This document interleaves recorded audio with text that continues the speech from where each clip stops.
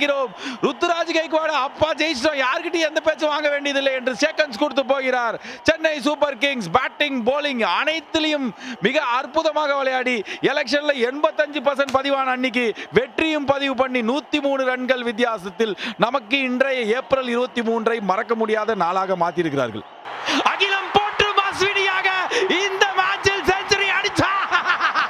ஓ அஸ்வினி மந்திரம், ஆயுஷ் மாத்திரை மந்திரம் இல்லையே என்று நினைத்தேன். அஸ்வினி மந்திரம் வேலை செய்து விட்டது. இரண்டாவது century for Sanju Samson. Wow, rocking bro. Sanju, நீங்க அடிச்சது 6 இல்லங்க, இது ஒரு ஸ்டேட்மெண்ட். நீங்க அடிச்ச 6 ஒரு சிஎஸ்கே ரசிகர்களின் கதவை தட்டும் 6. வேற லெவல். வந்துட்டாங்க சிஎஸ்கே, வந்துட்டாங்க. டெஃபினட்டா எனர்ஜி அவங்க பக்கம். ரெண்டாவது